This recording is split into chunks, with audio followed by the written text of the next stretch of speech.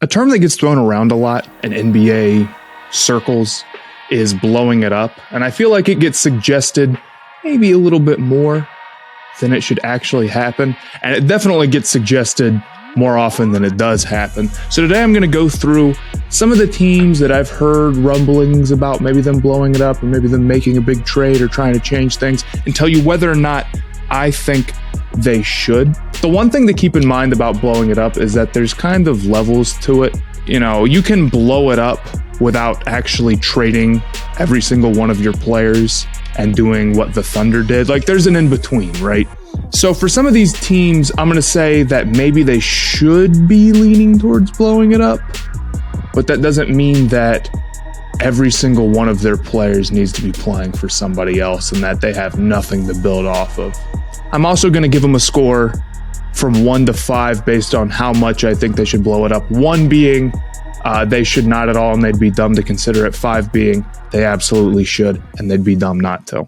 Starting off with the team that I think everybody thinks of when they think about teams that should blow it up, the Portland Trailblazers.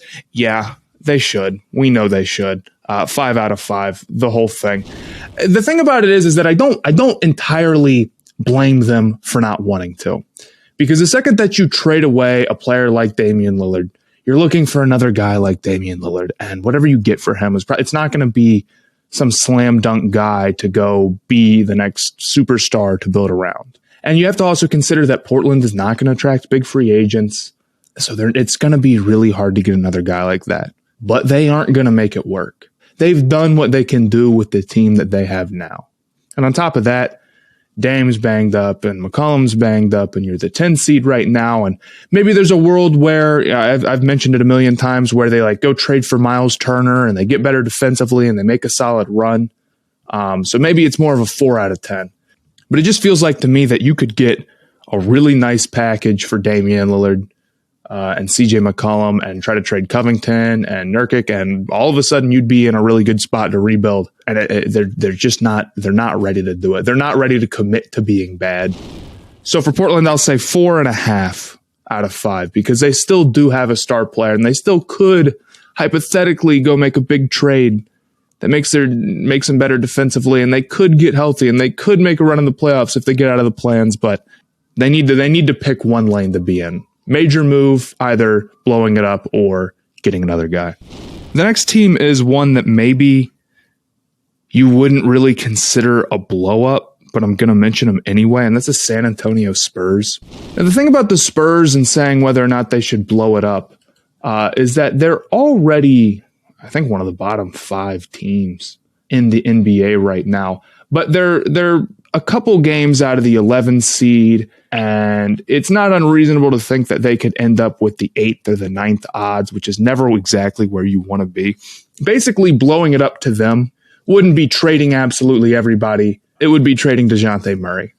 And I'm not saying that they should be looking to trade DeJounte Murray. I guess that's the big question is, should they do that?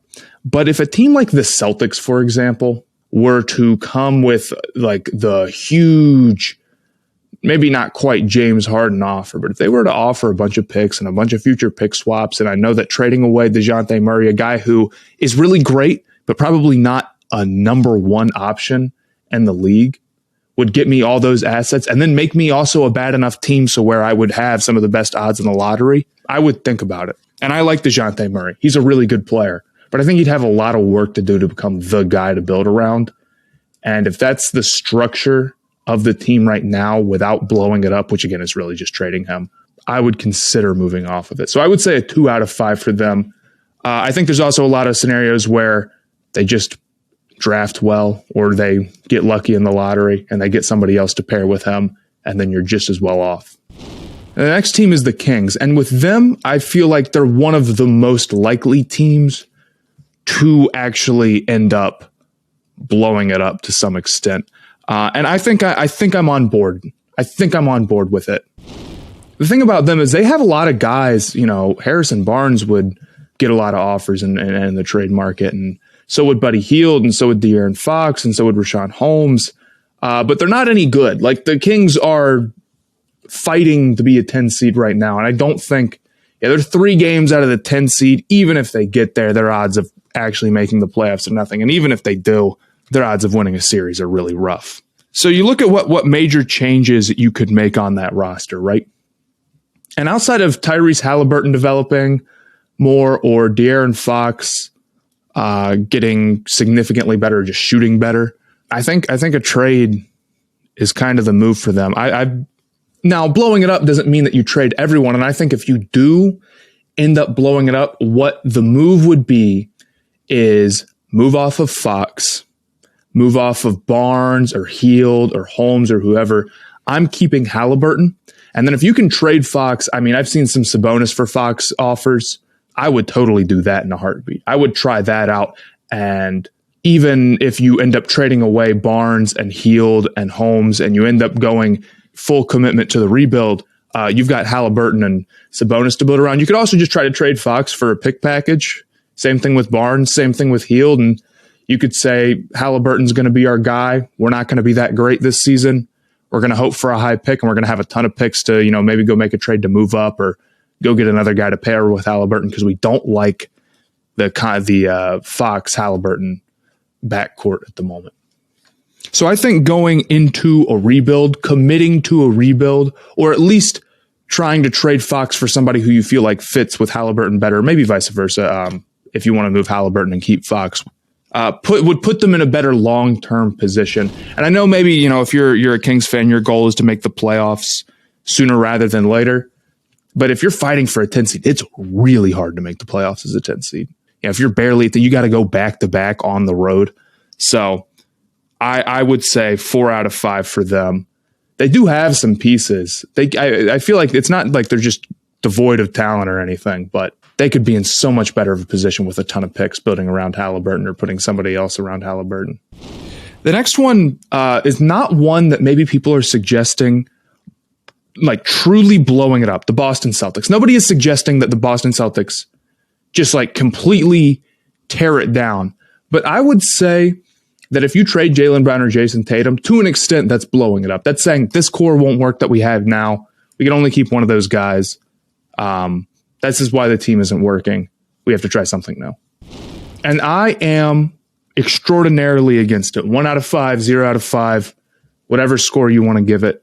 The problem with trading Jaylen Brown, which is the guy who you hear talked about mostly over Tatum, is that you will get a worse player back. You won't get somebody who's as good as Jaylen Brown back.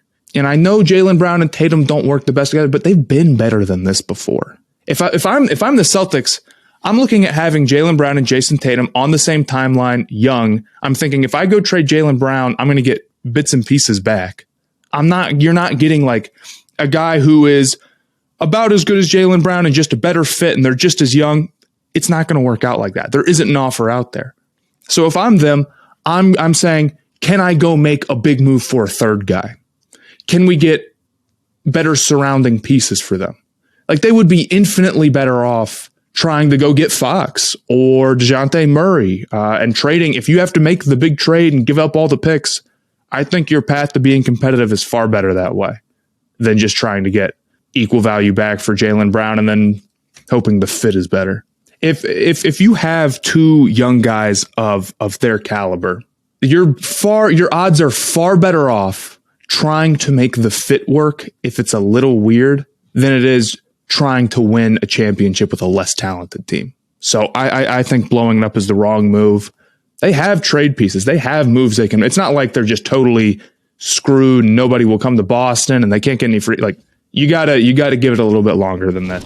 Team number 5, the Indiana Pacers, absolutely should. And I'll say that not only should they blow it up, but they need to actually seriously blow it up. Not, we're going to trade, we don't like the fit of Sabonis and Miles Turner. We're going to trade one of them for a couple of picks and then try again. That's not good enough. Duarte and Jackson are both really, really strong rookies so far. They've shown some potential. I don't think Indiana's a bad drafting team. I think the amount of assets you could get trading away Brogdon and Warren and Sabonis and LeVert and Turner is kind of insane. They have so many guys. I guess not everybody can try to take the Thunder strategy of just get as many picks as possible and then be kind of bad and let your young guys develop. But right now, funny enough, the Pacers going all in, trying to win, maybe not going all in, but having all these players, they're 3 games ahead of the Thunder. They're hardly any better. So I think it's a really rare situation to be, it's kind of like the Kings, but I think even more so where they're not any good, but they have a lot of guys who you would get a lot back for in a trade. I also think that Sabonis is probably not a number 1. Turner is not, a number. Brogdon's not a number 1. LeVert's not a number 1. They don't have a true, like, this guy could be a superstar and you're not making the playoffs. You're not competitive to win a playoff series. Yeah, you got to blow it up. I think my prediction is that they're going to half-ass it and they're going to make 1 or 2 trades and they're not going to just totally go the tank route. And I think that's wrong because I don't think they have a guy who has the potential to be, even if you don't consider him a superstar, like a top 15 player. It doesn't seem like it right now, or at least not on the timeline of what they're trying to do at the moment. So if I'm them, I'm blowing it up. I'm moving everybody at the deadline, or maybe you can wait till the offseason. You don't got to do it all right now, but 5 out of 5. Absolutely the whole thing. And I don't think that's a hot take. So those are the 5 teams that I feel like get the most talk about making a major move or blowing up their core, just blowing it up in general. Pacers, yes. Blazers, yes. Kings, mostly. Spurs, if the offer is amazing. Celtics, almost certainly no. If you guys enjoyed this video, make sure to do all the stuff you're supposed to do on YouTube videos, like, comment, subscribe, and I'll catch y'all next time.